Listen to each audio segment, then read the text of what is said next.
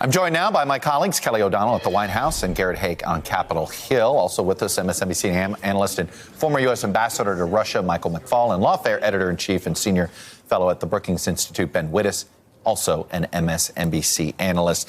Kelly, I want to start with you at the White House. First, let me do the president's tweets here so everybody knows what we're referring to. This is what he did this morning. Everywhere Marie Yovanovitch went turned bad, he tweets. She started off in Somalia. How did that go? Then fast forward to Ukraine, where the new Ukrainian president spoke unfavorably about her in my second phone call with him. Quick fact check aside, that's not true. It's the president that brought her up. It is the U.S. president's absolute right to appoint ambassadors. They call it serving at the pleasure of the president. The U.S. now has a very strong and powerful foreign policy, much different than preceding administrations. It is called quite simply America First. With all of that, however, I have done far more for Ukraine than the White House, do they at all accept the fact that this tweet ended up backfiring on them today on Capitol Hill? Well, not publicly, but certainly it has changed the dynamic today, because the argument Republicans were on their way to making is that this ambassador, although well-respected, and it's certainly personally painful for her to be removed from a position where she had been praised, that was within the president's rights, and that could be an argument they could make, as well as she did not have the direct contact with the most key events involving the direct conversation between President Trump and President Zelensky. But the president, who needs to insert himself very often, and the strategy of I'm not going to be watching the hearings, which may have worked better for him, now putting himself into this, really gave Republicans an awkward situation. And frankly, it gave Adam Schiff a whole new opportunity to look at this particular tweet and the timing of it as part of a broader picture of, he said, obstruction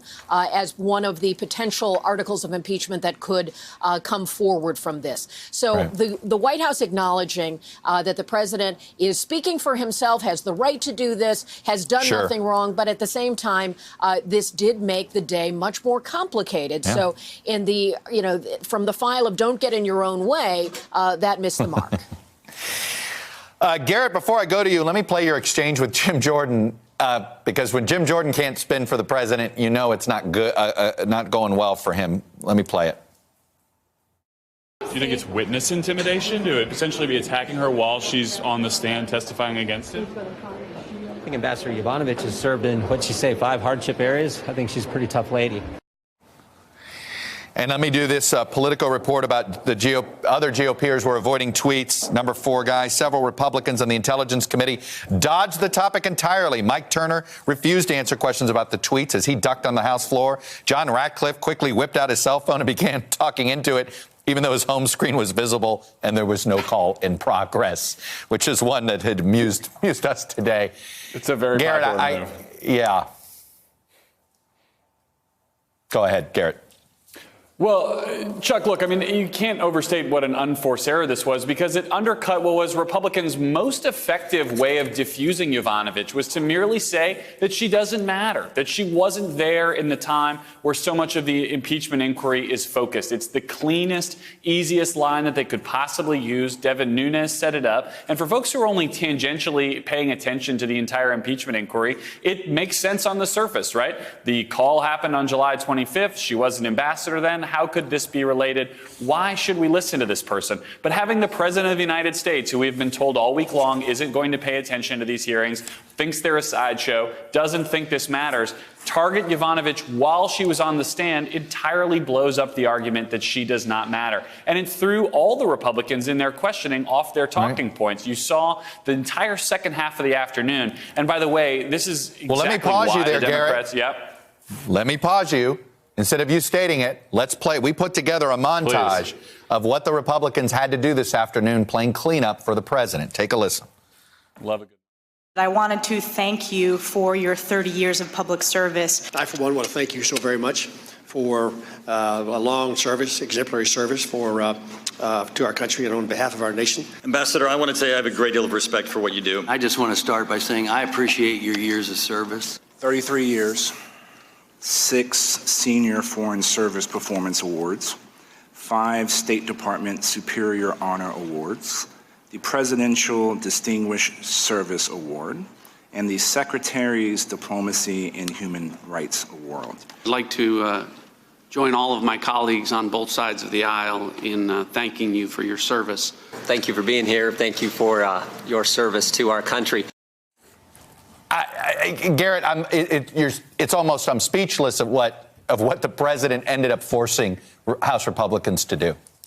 Well, that's exactly right. You can't undercut her credibility. You can't undercut her expertise. The only move for Republicans to make this testimony not damaging to the president is to undercut why it matters in the first place. The idea that she's just not important to the overall impeachment strategy. And that single tweet, that 2-tweet thread from the president of the United States blows that up. She is the one witness he's attacked so far. So now all of a sudden you have to pay attention to her. It makes the Republicans' job of defending him that much more difficult, which, you know, if I had $1 for every time we talked about that in any other context up here, I would retire, Chuck. Mike McFaul, I want to focus you and Ben Wittes on the last thing in my introduction that I played from Ambassador Yovanovitch, because it was the rationale. It's the first time I'd heard what I think is a coherent rationale for why the urgency of removing him from office. Why is it that you can't let the voters make this decision? Why is it that you have to be worried about it? Frankly, she had a better rationale than I've heard from the Democrats. And I'll read a little bit of it again. What foreign official, corrupt or not, could be blamed for wondering whether the ambassador represents the president's views, and what U.S. ambassador could be blamed for harboring the fear that they cannot count on our government to support them as they implement stated U.S. policy and defend U.S. interests? Mike? Well, Chuck, that was a very forceful and credible statement. And by the way, I thought Ambassador Yovanovitch did an outstanding job. I watched every single minute of it, sitting in front of this camera, in fact. And I want to make sure we don't lose the narrative, because what I think is really important about what she said today is two things, both about the timing and the quid pro quo. It actually was a quo before the quid. That is to say, back in the spring of this year, Giuliani and his sidekicks, working with Lutsenko, were already trying to get the Ukrainian government to open an investigation to Hunter Biden. That is really important before Zelensky shows up, before the Oval Office, before the military assistance. And what happens is there's an election in Ukraine. They change governments. The new government doesn't want to have anything to do with this, as we learned 2 days ago. They don't want to meddle in American politics. Right. And so they have to up the ante. They have to say, OK, we're going to withhold the Oval Office visit. We're going to add the military assistance. And that's why this big narrative begins, as Adam Schiff said quite rightly, with the removal of Ambassador Yovanovitch. And Ben, I think that what ended up the big takeaway at this is because of how the president put those Republicans in the box where they felt as if they needed to do this, it does leave you walking away going, why did they recall her? It doesn't make any sense unless they were afraid of her. And I know, Mike, you want to chime in here. Let me go to Ben first, and I'll come back to you. Yes. So I agree with that. It is really significant to me that Rudy Giuliani comes on the scene, gets involved in this, and the first thing he does is he goes after the ambassador and organizes this campaign against her. And she is today still confused about what it was about her service, except that she is, an opponent of sort of corruption in Ukraine. She's still confused about why it was that they went after her. But it is clearly connected to what Giuliani, as Mike just said, clearly connected to what Giuliani then tries to do and also is already trying to do, which is to get the Ukrainian government, both previous and the new one, to focus on the Bidens and to focus on his conspiracy theories about CrowdStrike and the 2016 election. And that is why, ultimately, you can't dismiss. The Republican suggestion, OK, she's not on the call. She's not still in office at the time. You can't dismiss her relevance to this story. And Mike, what's glaring to me is, and frankly, this line of questioning was missing from the Democrats, but it's simply this. Why didn't, if there was, they didn't even make one effort to work through proper channels with her on this, which is why she's so confused. Exactly. And, they had this sidebar channel. And let's be clear, it didn't work. That's part of why you had to do these other things and get the three amigos involved later in the story. I think it's really, really important for people to understand the phone call was midstream in the drug deal, as Mr. Ambassador Bolton calls it, right? It's just one play along the way. But to the point that you were making earlier, Chuck, all of those testimonials, ironically, strengthen the case of the other side. Because if she's so fantastic, why was she therefore removed? And by the way, removed on Inauguration Day, arguably one of the most important events in Ukrainian history. That doesn't make sense. You need an alternative explanation, and then you pivot to what we know the president and his sidekicks were trying to do. Kelly O'Donnell, you wanted to jump in here. Well, the Democrats tried to expand the timeline. The White House wants to begin on July 25th and say the conversation between the two presidents is everything you need to know. And Chairman Schiff is saying you have to understand who this ambassador is, how respected she was within the State Department community, and to then come to an understanding of the fact that the president and Rudy Giuliani wanted her out of the way. And that's the argument that Schiff was making late today. The president reinforced that by tweeting about her. And there was that spontaneous eruption of applause at the end of her testimony. As someone who's sat through a lot of hearings on Capitol Hill, that is a complete rarity. You also have in the president's tweet where he says that President Zelensky had raised concerns about the ambassador. In truth, President Zelensky did reference her, saying that it was President Trump who told her she was bad and that he wanted to agree with the president. So they are definitely trying to show sort of the state of mind in the run-up to the phone call as an important part of what was going on here. And that's why the ambassador, her story, her credibility, her real reluctance today to be critical of the president, even in the face of this tweet, she was more hurt and dismayed than even angry, and why that can be so persuasive to people as they're trying to follow all of this.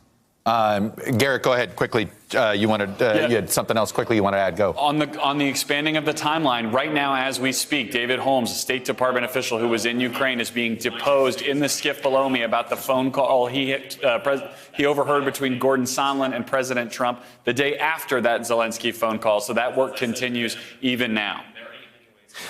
Kelly, before I let you go very quickly, we know the president has already tweeted about Roger Stone. The pardon business is in the ether here. How likely is it the president is going to do that? Well, we can only look to what the president has already done, and he has not pardoned some of the other figures related to the Mueller investigation, not Paul Manafort, not Michael Cohen, but he has pardoned others who at times were considered controversial, like Sheriff Joe Arpaio. Sure. So now that this has come to the end of the road for Roger Stone, it'll be interesting to see. We are on, I would say, pardon watch here. Our antenna is up to see if there's any indication the president's looking that way. Kelly O'Donnell, Garrett Haake, Ambassador McFaul, thank you all. Ben Wittes is the one that gets punished. He's going to come back later in this show. The three of you are relieved of some duty here. In all seriousness, thank you for your expertise in reporting. Hello, YouTubers. If you're watching this, it means you've checked out our channel, so thank you. Now do me a favor, subscribe by clicking on that button down there. Click on any of the videos to watch the latest interviews and highlights from MTP Daily and MSNBC. You can get more Beat the Press content every morning in the First Read newsletter. If you're tired of content that you don't know anything about where it came from, you don't have to have that problem with us.